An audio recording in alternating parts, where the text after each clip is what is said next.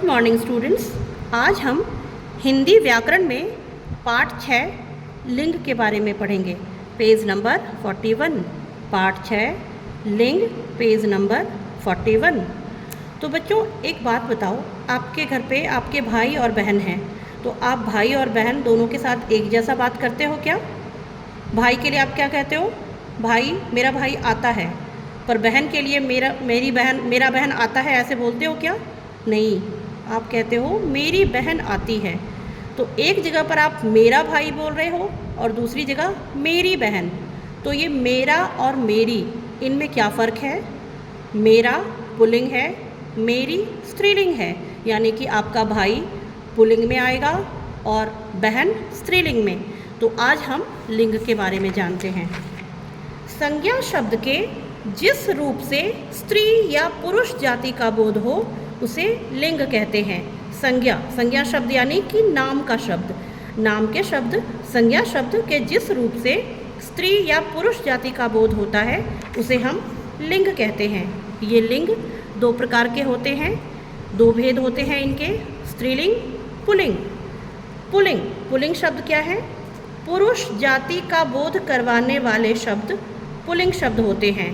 जिन शब्दों से हमें पता चलता है कि यह लड़का है, पुरुष जाति का है, तो वो शब्द पुल्लिंग शब्द होते हैं। जैसे लड़का, आदमी, चाकू, घोड़ा, सेठ, पिता, राजा, सिंह, शेर आदि।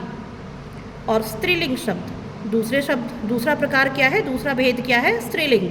स्त्री जाति का बोध करवाने वाले शब्द स्त्रीलिंग होते हैं।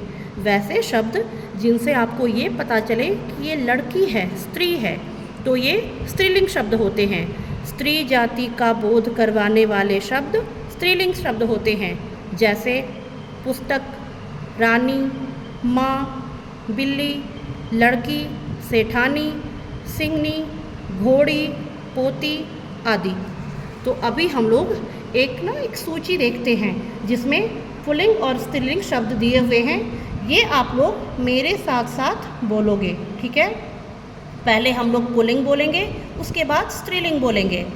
पुत्र, पुत्री, बेटा, बेटी, लड़का, लड़की, शिष्य, शिष्या, बूढ़ा, बुढ़िया, नौकर, नौकरानी, अध्यापक, अध्यापिका, जेठ, जेठानी, धोबी, धोबिन, आदमी, औरत, नर, नारी, छात्र, छात्रा, हाथी, हथिनी, कवि, कवयित्री, कवयित्री, बिलाव, बिल्ली, नायक, नायिका, देवर, देवरानी, शेर, शेरनी, मुर्गा, मुर्गी, गाय, बैल, चूहा, चूहिया, लेखक, लेखिका, पति, पत्नी, राजा, रानी, गायक, गायिका, श्रीमान, श्रीमती, वीर,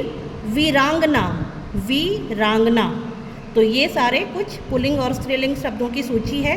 इसको घर पे आपको 2 बार पढ़ना है ताकि आपको समझ में आए कि कौन से शब्द पुल्लिंग हैं और कौन से स्त्रीलिंग है। अब हम लोग इसकी कुछ विशेष बातें जानते हैं। जैसे कि संज्ञा शब्द के रूप से हमें स्त्रीलिंग और पुल्लिंग का पता चलता है, ये बात तो आप जानते हो। लेकिन आपको पता है कि क्रिया शब्दों से भी हम लोग लिंग का पता कर सकते हैं। क्रिया शब्द करने वाला काम, जो काम हम लोग करते हैं, उससे भी हमें पता चलता है कि करने वाला स्त्रीलिंग है या पुल्लिंग है।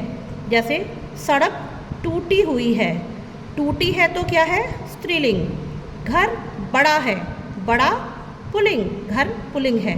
रोटी ठंडी हो गई यानी रोटी स्त्रीलिंग है।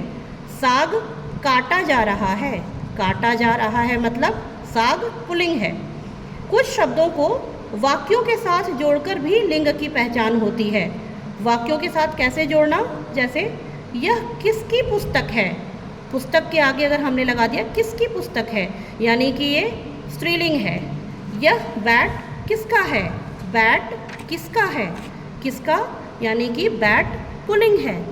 मेरी पुस्तक लौटा दो, मेरी पुस्तक, मेरी है तो पुस्तक स्त्रीलिंग है।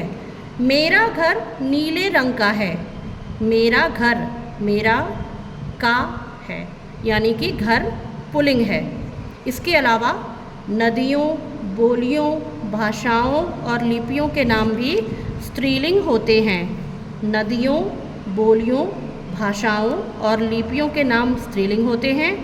पहाड़ों, महीनों, दिनों, वृक्षों और ग्रहों के नाम पुल्लिंग होते हैं। पहाड़ों, महीनों, दिनों, वृक्षों और ग्रहों के नाम पुल्लिंग होते हैं। तो अभी हमने स्त्रीलिंग और पुल्लिंग के बारे में जाना, तो एक बार हम इसकी रिवीजन कर लेते हैं कि पुरुष या स्त्री जाति का बोध कराने वाले संज्ञा शब्द लिंग कहलाते हैं। लिंग के दो भेद हैं, स्त्रीलिंग, पुल्लिंग। सभी संज्ञा शब्द या तो स्त्रीलिंग होते हैं या फिर पुल्लिंग होते हैं। और मैंने आपको बताया कि क्रिया के काम के आधार पे भी, क्रिया के प्रयोग के आधार पर भी लिंग की पहचान की जा सकती है।